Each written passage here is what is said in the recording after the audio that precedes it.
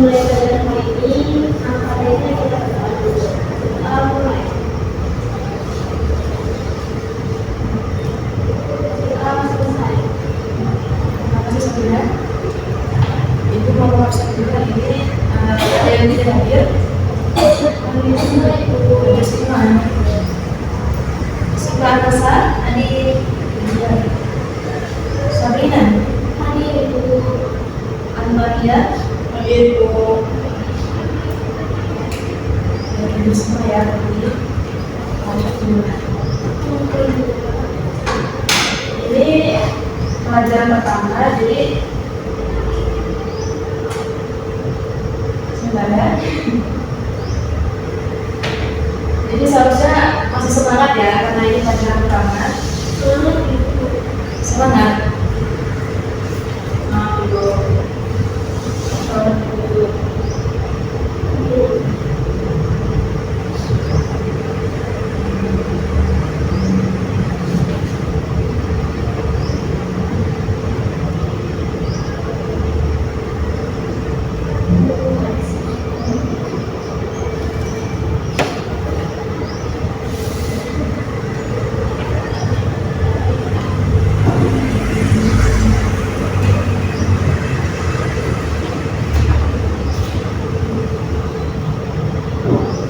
Oke, anak-anak bisa dibuka bukunya halaman 69.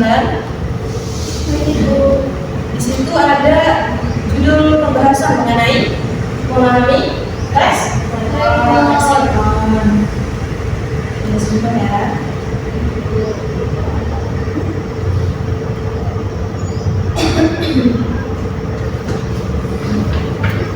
Oke, anak-anak,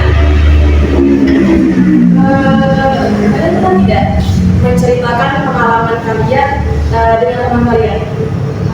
Mana pengalaman apa? Masih kecil? Apa pengalaman ketika berliburan? Masa kecil biasanya ya, kalau lagi curhat-curhat gitu. Oh ya, aku masa kecil aku juga kayak gini, lakuin hal ini. Nah, jadi anak-anak sebenarnya ketika kalian menceritakan pengalaman masa lalu, itu kalian sedang menjelaskan mulai teks rekor.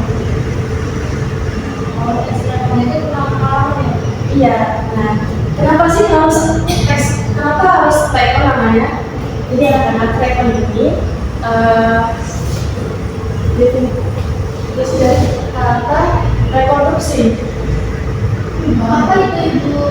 Nah, reproduksi ini itu artinya dia mengulang kembali, menyusun cerita-cerita yang sudah pernah terjadi.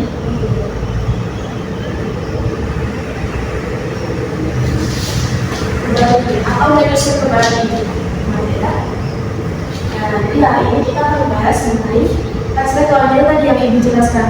Kalau kalian lagi cerita sama teman terus menceritakan tentang pengalaman itu berarti kalian sedang melakukan reproduksi atau menjelaskan memang dari pengalamannya sudah pernah dilakukan.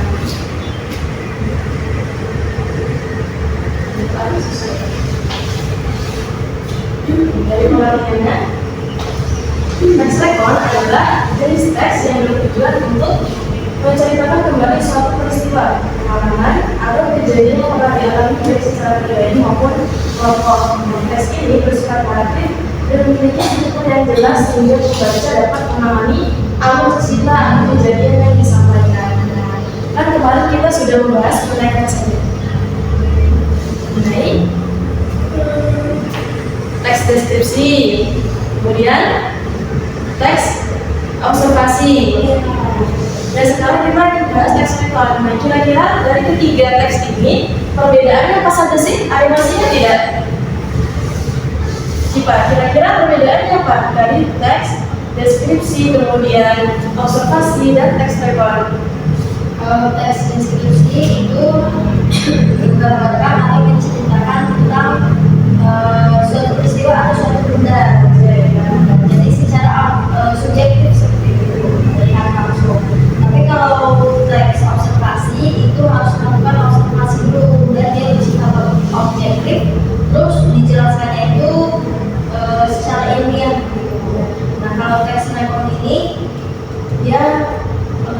menjelaskan tentang pengalaman. Jadi mengulang kembali atau menyusun kembali tentang pengalaman yang pernah kita alami. Ya, benar sekali. Oke, dikasih aku untuk si Pak Anissa. Oke, benar ya yang sudah si Pak Anissa. Tentunya dari ketiga tes ini ada perbedaan. Nah, kalau untuk tes deskripsi itu dia secara mudah yang untuk diingat itu definisinya menggambarkan. Nah, kalau untuk tes observasi itu menjelaskan dengan bahasa keilmuan. Nah, kemudian untuk tes rekonstruksi atau tes rekon ini dia menceritakan pengalaman kembali.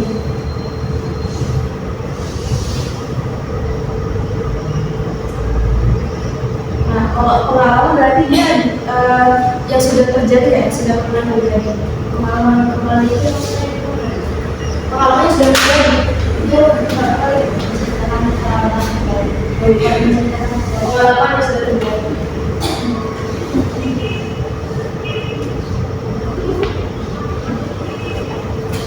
Jadi dari sini sudah mengerti.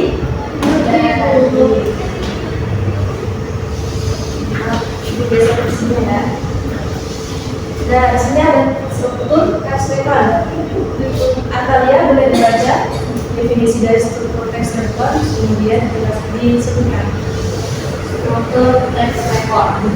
Fungsi struktur teks rekor adalah untuk membantu pembaca memahami urutan peristiwa dan makna pengalaman yang diceritakan oleh penulis secara jelas dan beruntun.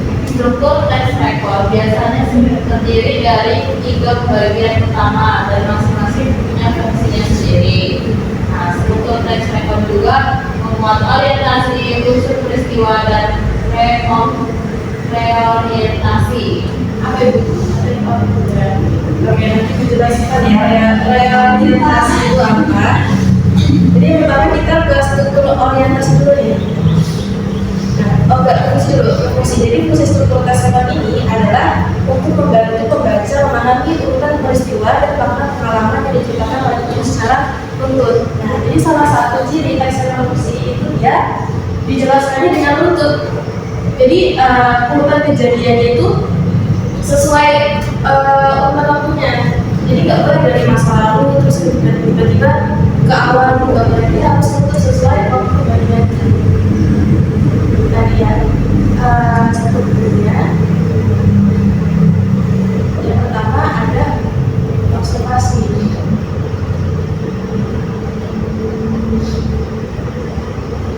Orientasi ya, mana bicara.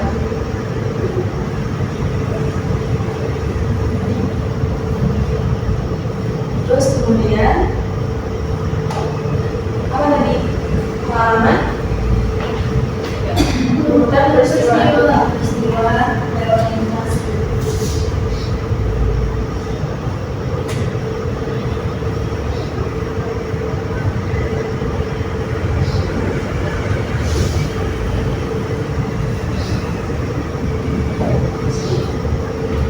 ini mudah dan diingat.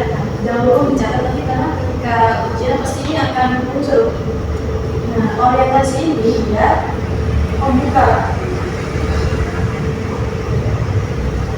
urutan peristiwa ini dijelaskan secara rinci urutan peristiwanya.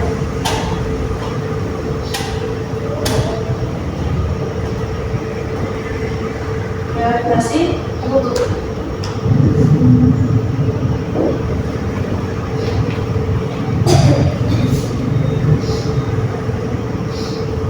Ini bisa dibaca Sabrina dari definisi orientasi itu apa?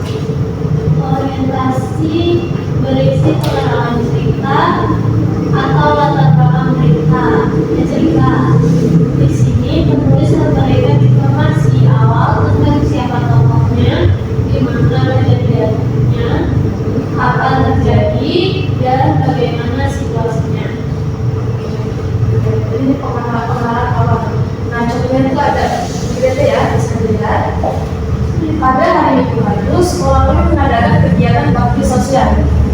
Terdapat kalimat pada hari Minggu lalu. Nah, ciri dari teks rekon itu biasanya dia memperlihatkan waktu peristiwanya, yaitu pada hari Minggu lalu, sekolah kami mengadakan kegiatan bakti sosial di sebuah desa terpencil di Kabupaten Bogor.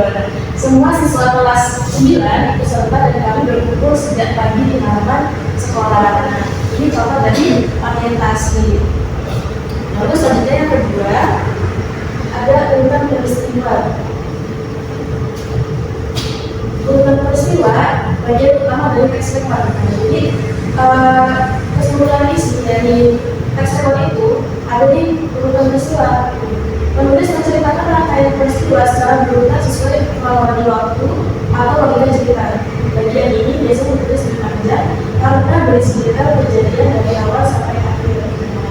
Jadi kalau misalnya soal bahasa Indonesia, kalian disuruh mencari salah satu struktur dari rekonstruksi, disuruh mencari urutan peristiwa. Nah, kalian baca sekiranya dia ada urutan peristiwa, kemudian kronologi, kemudian dia secara rinci, dan itu masuknya ke urutan peristiwa. Nah, contohnya pertama, kami berangkat dengan menggunakan ide terus bisa mengidentifikasi.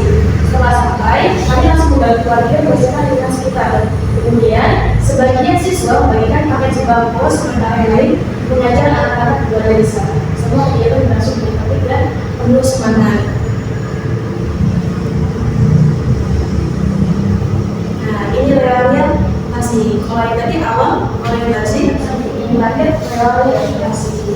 Bagian ini berisi berupa cerita. Lalu dia bisa memberikan kesimpulan, refleksi atau pendapat perbedaan tentang peristiwa sudah dialami. Biasanya reorientasi ini berisi pernyataan dari penulis itu atau kesimpulan dari yang dia tulis. Contohnya, kegiatan bakti sosial tersebut sangat berkesan bagi saya. Selain itu, bisa membantu orang lain, saya juga belajar pentingnya kerjasama dan kepedulian sosial. Saya berharap kegiatan semua bisa diadakan lagi di masa depan. Nah, ini kesimpulan dari si penulis yang menuliskan teks rekor.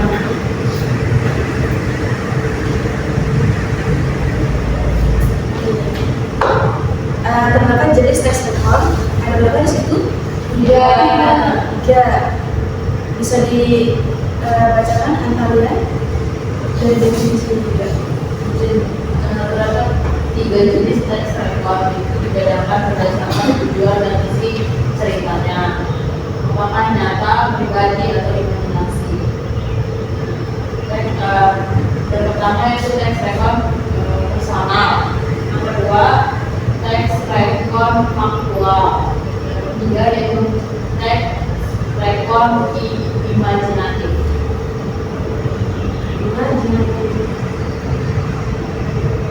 Kalau misalnya tadi tanggal 17 ya? Iya, Bu. Itu.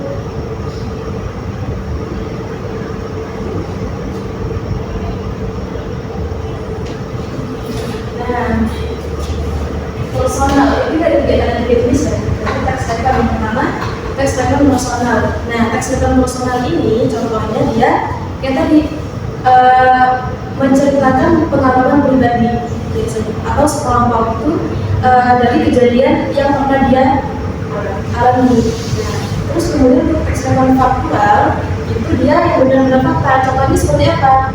Contohnya nih, 17 Agustus 1945 Indonesia memproklamasikan kemerdekaan.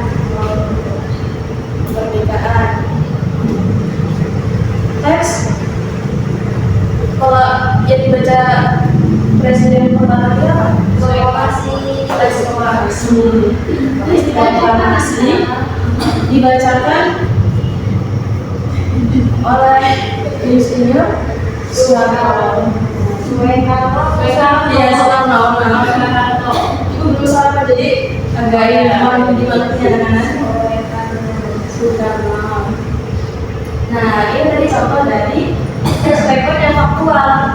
Ya, benar-benar terjadi. Ya, benar-benar terjadi. Iya, secara faktual. Nah, contohnya tadi terjadinya proklamasi kemerdekaan Indonesia. Nah, itu kan memang benar-benar di tanggal 17 Agustus 1945. Kemudian bacanya kan memang dibacakan oleh Insinyur Soekarno. Nah itu tadi sudah bangun anak-anak. Nah kemudian kita lanjut ke yang kedua, ada teks rekon imajinatif. Nah mendengar kata imajinatif yang terlintas di pikiran anak-anak apa imajinatif? Imajinasi hayalan Bu. Hayalan. Nah terus apa lagi? Ungkapan apa tak? Mungkin dia aja Bu. Ungkapan dia. Apa itu? Satu ide. Ya, imajinatif itu tadi. Kalau bersifat apa tadi? Hayalan ya, bersifat hayalan. Berarti kalau hayalan itu apa? Tidak nyata, tidak benar-benar terjadi. Cerita fiksi gitu Bu. Iya. Kalau di novel gitu Bu, Iya, contohnya tuh novel, terus kemudian cerpen, dongeng yang benar-benar dia hasil dari pemikiran penulis yang memang itu bersifat hayalan imajinatif. Jadi itu hanya dari hayalan seorang penulis.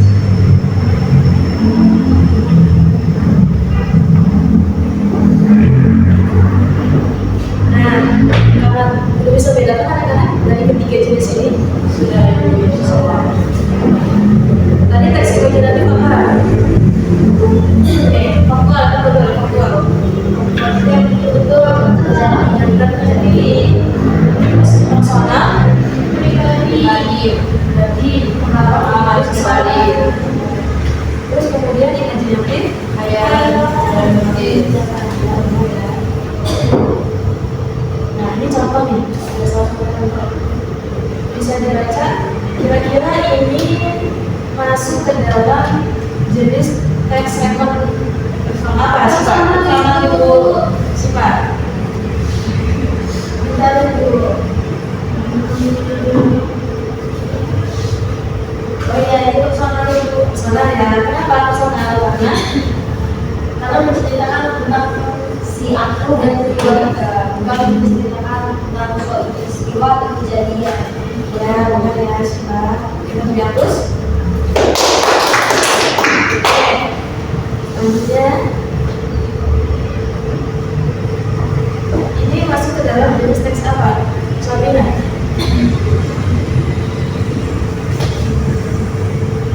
Imajinatif Ibu. Nanti ya, bukan dihapus. Kalau yang sudah berikan pendapatnya, kita kasih tepuk tangan ya sebagai bentuk apresiasi. Nah, Anta, ini yang tadi udah dijawab pasti Anta.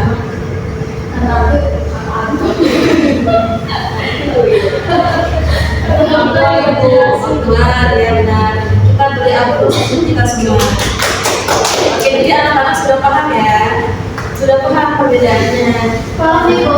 Oke, ini kalau mau membahas kembali materi sebelumnya kan kita belajar mengenai deskripsi ya, deskripsi dan sekarang kita belajar teks rekon. Nah, tadi sudah dijelaskan perbedaannya. Kalau untuk deskripsi kan dia berarti menggambarkan dengan detail rincinya, ciri-cirinya, kemudian ya secara apa fisiknya itu seperti apa. Nah, kalau untuk rekonstruksi teks rekon itu dia sifatnya pengalaman pribadi. Ibu mau ada game biar kita semakin semangat belajarnya. Oke. Ibu apa Bu? Silakan ya. Kalau ibu itu bisa pakai ini. Ibu tak usah ditulis kayaknya. Ibu izin duduk ya. Nah, jadi gamenya ini adalah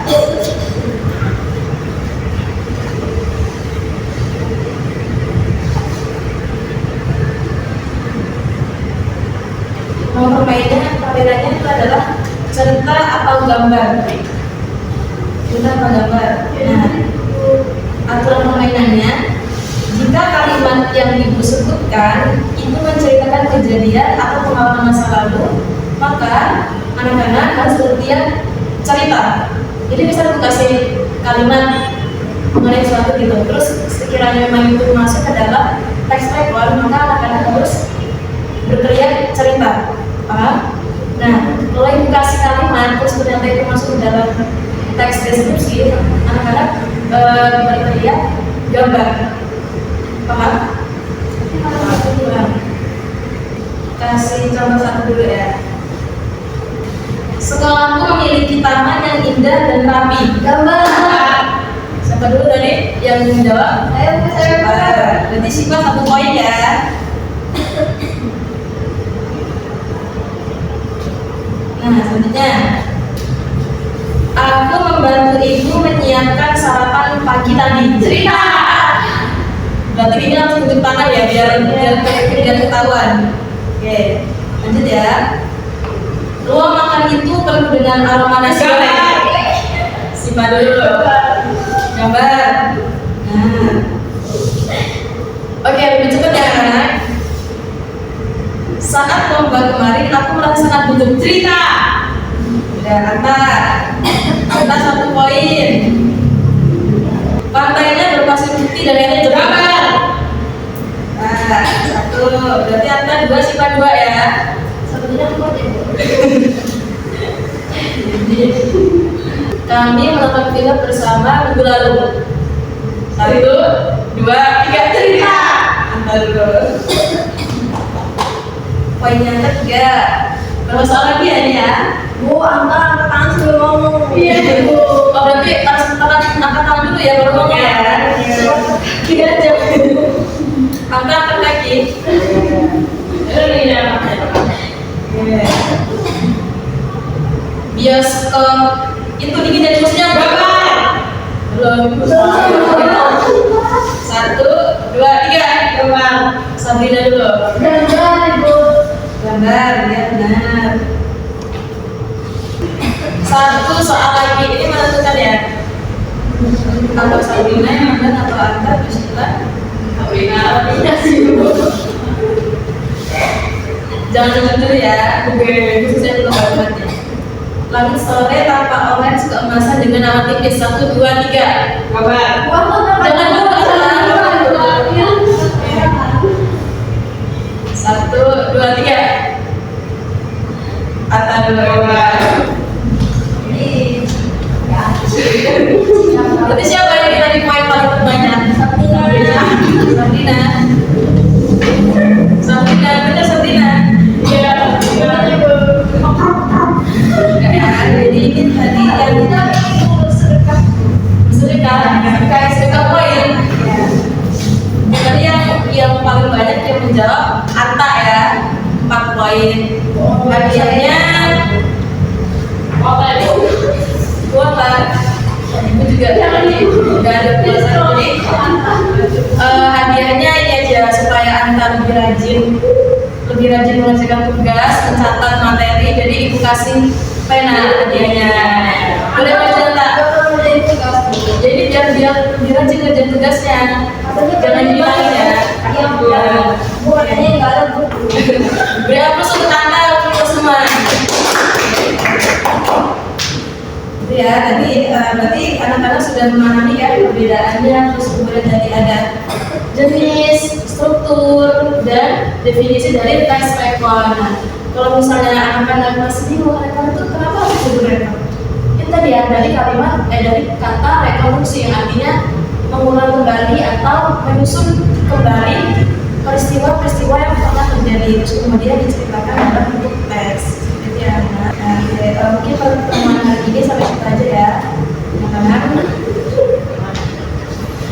Ada satu. Oke, sebelum tutup, ibu mau minta satu anak untuk merefleksikan hari ini. Oh, paling banyak Anda ya. Boleh Anda direfleksikan hari ini, Anda udah belajar apa aja? Jadi kita belajar teks rekor. Teks rekor itu adalah teks yang menceritakan pengalaman hingga masa lalu yang terjadi. Struktur dari teks rekor ada 3, yaitu orientasi, urutan peristiwa, dan reorientasi.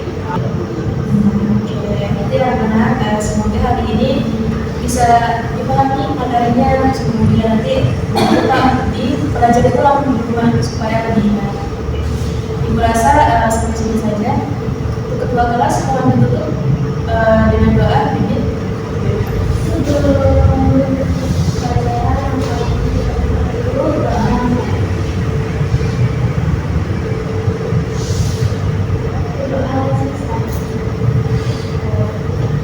Terima kasih anak-anak untuk pertemuan luar biasa hari ini. Semoga pertemuan pekan besok lebih bersemangat dan tentunya semakin lebih aktif ya kelasnya. Bu akhiri. Wassalamualaikum warahmatullahi wabarakatuh. Waalaikumsalam warahmatullahi wabarakatuh. Terima kasih Ibu. Ibu tolong jawab siapa?